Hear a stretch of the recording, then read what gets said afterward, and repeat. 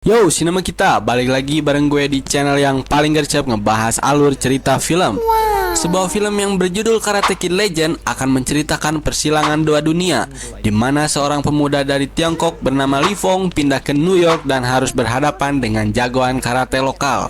Untuk menemukan jati dirinya dan mengatasi masalahnya, ia harus dilatih oleh dua mentor ikonik, Danny LaRusso dan Master Han. Gak usah pakai banyak ngangong, langsung aja kita masuk ke alur ceritanya.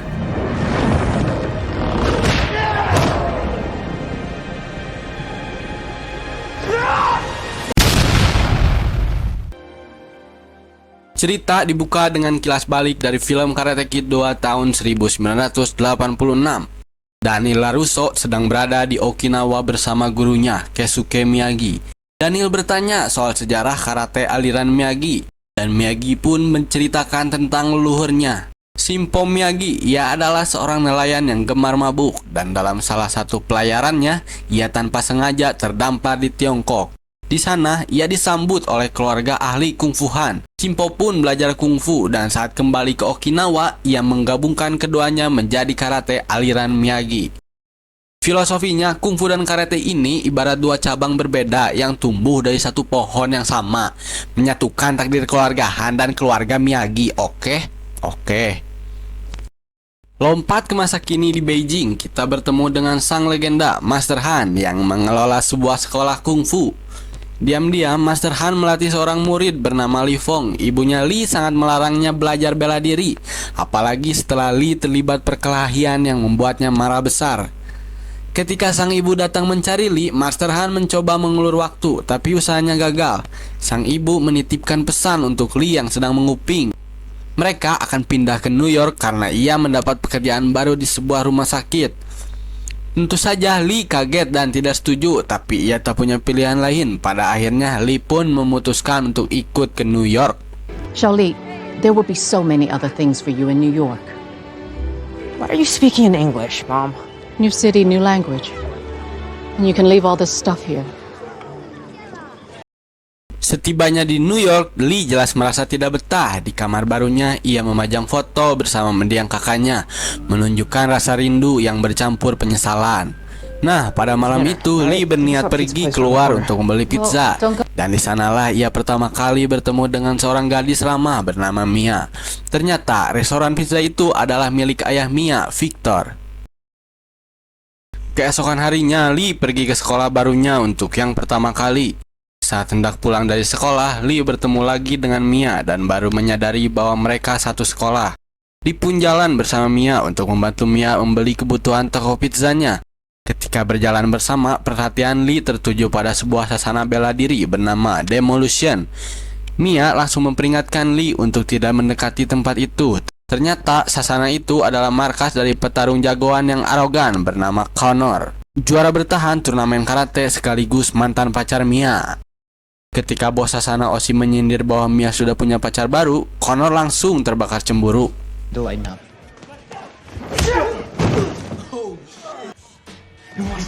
Sebagai ucapan terima kasih karena Li telah membantunya di sebuah toko elektronik dengan kemampuan bahasa Mandarinnya, Mia setuju untuk mengajak Li keliling New York.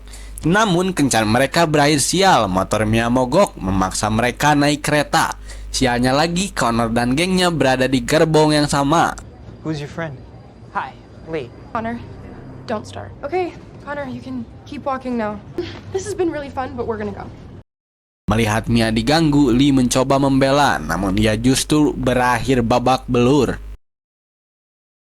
Merasa bersalah, Mia membawa Li ke restorannya. Victor, ayahnya, mencoba menyembunyikan lebam di wajah Li, tapi usahanya sia-sia. Ibunya Li melihat luka itu dan langsung memarahinya. Sebagai hukuman, sang ibu mengenalkan Li pada seorang mahasiswa bernama Alan dengan harapan Li akan lebih fokus belajar untuk ujian masuk universitas. Suatu malam, Li menemukan barang-barang peninggalan kakaknya dan teringat saat diajarkan jurus tendangan naga.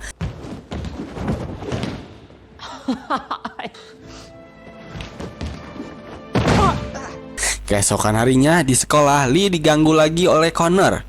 Kesabaran Li akhirnya habis karena terus-menerus diganggu Connor. Ia mencoba menggunakan tendangan naga, namun Connor ternyata jauh lebih tangguh dan Li kalah telak. Get easy on you. No hands.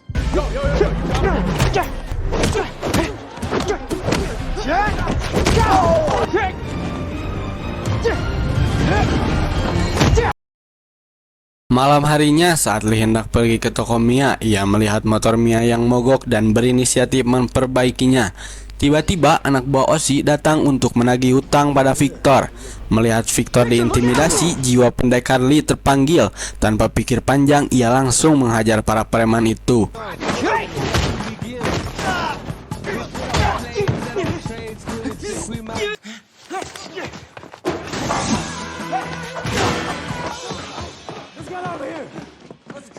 Victor yang ternyata adalah mantan juara tinju melihat bakat kungfu Lee sebagai kesempatan untuk melunasi hutangnya. Ia mengajak Lee untuk melatihnya agar bisa ikut pertarungan ilegal. Namun Lee menolaknya karena dia sudah berjanji kepada ibunya tidak akan berkelahi lagi. Lee kemudian curhat pada Master Han yang memberinya nasihat bijak bahwa berbagi ilmu adalah hal yang baik.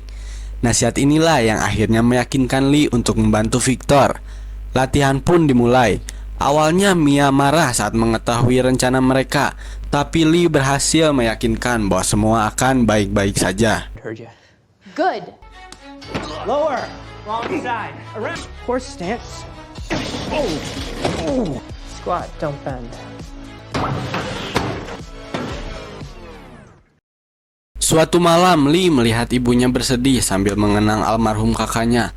Perasaan bersalah kembali menghantui Lee, dan ia akhirnya menceritakan trauma terbesarnya kepada Victor.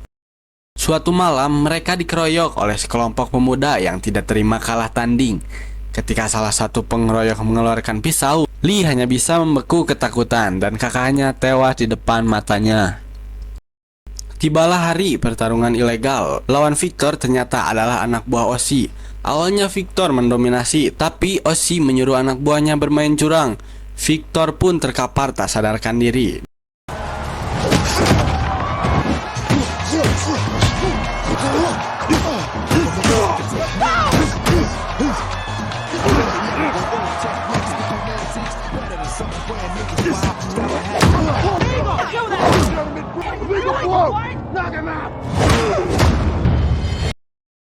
Di saat genting itu, Lee kembali membeku dan dilumpuhkan oleh traumanya.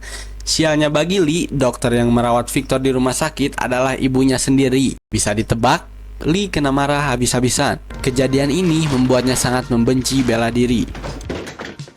Beberapa waktu kemudian, Lee dikejutkan oleh penyusup di rumahnya yang ternyata adalah Master Han.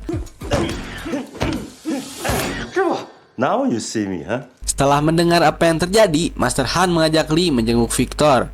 Master Han tahu bahwa di dalam hatinya Lee ingin mengikuti turnamen karate 5 wilayah untuk membalaskan dendam Victor pada Ozzy, sekaligus menyelesaikan urusannya dengan Connor. Master Han pun menyatakan akan melatih Lee untuk turnamen itu hanya dalam waktu 10 hari.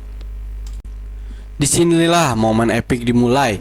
Master Han mendatangi dojo mendiang Miyagi yang kini diurus oleh Daniel LaRusso. Dengan sedikit paksaan, Master Han berhasil meyakinkan Daniel untuk ikut melatih Lee, menggabungkan kekuatan kungfu dan presisi karate Miyagi.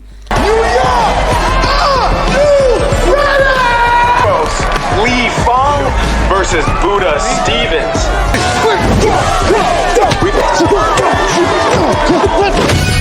What a heck! Selama jeda turnamen, latihan justru makin intens. Daniel sadar tendangan naga saja tidak akan efektif melawan Connor yang brutal. Ia merancang siasat baru, menjadikan tendangan naga sebagai umpan. Untuk itu, Lee harus menguasai sapuan kaki super rendah untuk menghindari serangan balik Connor. Setelah kerja keras, Lee akhirnya berhasil. Under the kick. Sweep the leg. Babak eliminasi pun digelar, di mana Lee dan Connor melaju mulus. Connor yang licik menyuruh anak buah Ozzy untuk menyerang Lee di luar arena. Namun kali ini Master Han dan Daniel pasang badan untuk melindungi murid mereka.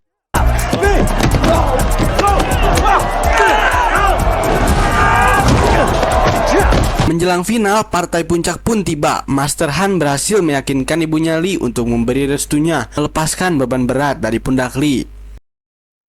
Pertandingan dimulai, poin kemenangan adalah 8. Lee sempat tertinggal namun berhasil menyamakan kedudukan, menyisakan 1 poin penentuan. Di momen krusial ini, trauma Lee kembali muncul, namun kali ini ia melawannya. Sesuai rencana, ia melancarkan tendangan naga sebagai umpan, memancing Conor untuk menyerang dan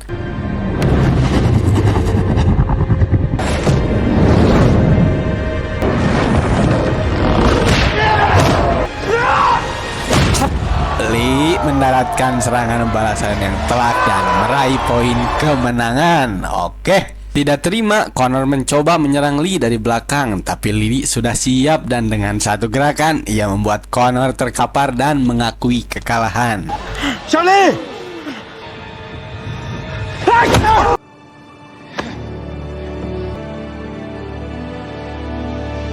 Beberapa waktu kemudian, restoran Pizza Victor menjadi sangat ramai berkat popularitas sang juara. Lee pun mengirimkan sekota pizza ke dojo Daniel. Di sana kebetulan ada Johnny Lawrence, rival lama Daniel yang kini jadi sobatnya. Melihat kesuksesan itu, Johnny malah terinspirasi untuk membuka restoran pizza tandingan dengan nama Miyagi-Do. Miyagi-Do. Slice first, slice hard, no anchovies. This is a $1 billion idea, LaRusso.